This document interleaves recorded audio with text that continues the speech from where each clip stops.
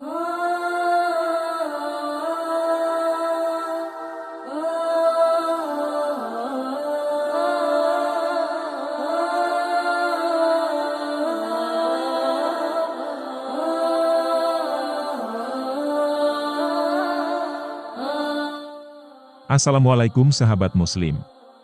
Semua pasti tahu bahwa pada zaman Rasulullah, setiap masuk waktu sholat, maka yang mengkumandangkan azan adalah Bilal bin Rabah. Bilal ditunjuk karena memiliki suara yang indah. Pria berkulit hitam asal Afrika ini mempunyai suara emas yang khas. Posisinya semasa Nabi tak tergantikan oleh siapapun, kecuali saat perang saja, atau saat keluar kota bersama Nabi. Karena beliau tak pernah berpisah dengan Nabi, kemanapun Nabi pergi.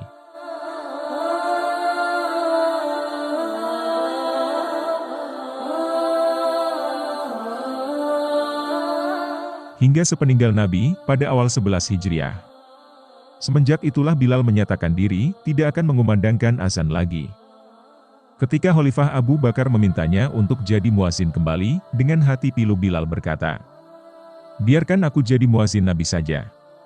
Nabi telah tiada, maka aku bukan muazin siapa-siapa lagi."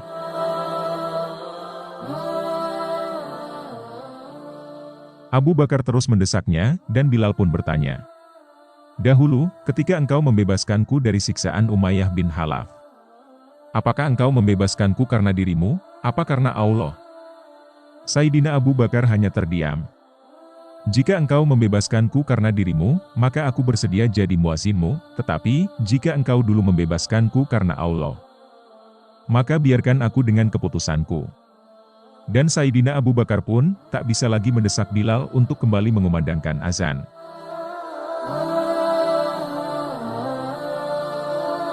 Kesedihan karena ditinggal wafat Rasulullah, terus mengendap di hati Bilal. Dan kesedihan itu yang mendorongnya meninggalkan Madinah. Dia ikut pasukan Fath Islami menuju Syam, dan kemudian tinggal di Homs, Syria.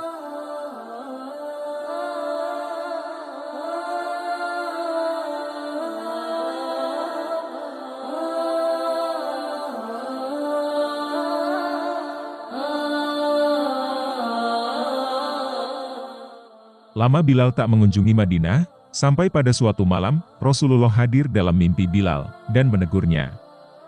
"Ya Bilal, wa ma hadzal jafa?" "Hai Bilal, kenapa engkau tak mengunjungiku, kenapa sampai begini?" Bilal pun bangun terperanjat, segera dia mempersiapkan perjalanan ke Madinah, untuk ziarah pada Nabi.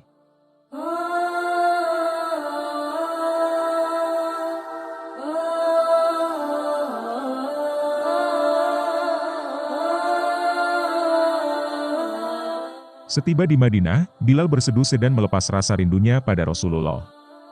Saat itu, dua pemuda yang telah beranjak dewasa, mendekatinya. Keduanya adalah cucunda Nabi Shallallahu Alaihi Wasallam, Hasan dan Husain. Sembari mata sembab oleh tangis, Bilal yang kian beranjak tua memeluk kedua cucu Rasulullah.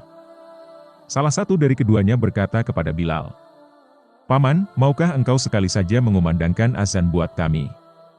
Kami ingin mengenang kakek kami." Ketika itu, Sayyidina Umar bin Khattab yang telah jadi khalifah, juga sedang melihat pemandangan mengharukan itu. Dan beliau juga memohon Bilal, untuk mengumandangkan azan, meski sekali saja. Bilal pun memenuhi permintaan itu. Saat waktu sholat tiba, dia naik pada tempat dahulu yang biasa dia azan, pada masa Nabi masih hidup. Mulailah dia mengumandangkan azan.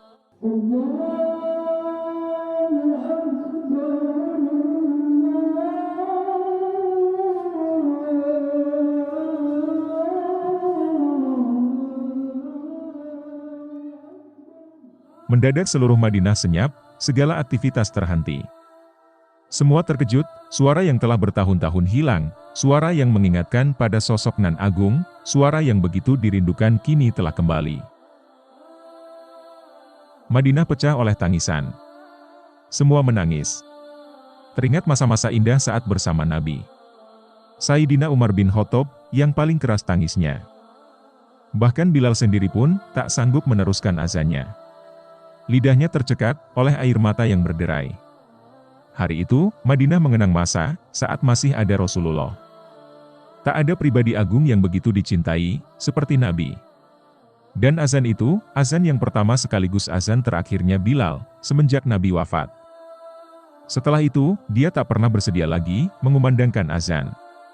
Sebab kesedihan yang sangat mencabik-cabik hatinya, mengenang seseorang yang karenanya, dirinya derajatnya terangkat begitu tinggi. Sahabat Muslim, semoga kita dapat merasakan nikmatnya rindu, dan cinta seperti yang Allah karuniakan, kepada sahabat Bilal bin Rabah radhiyallahu anhu.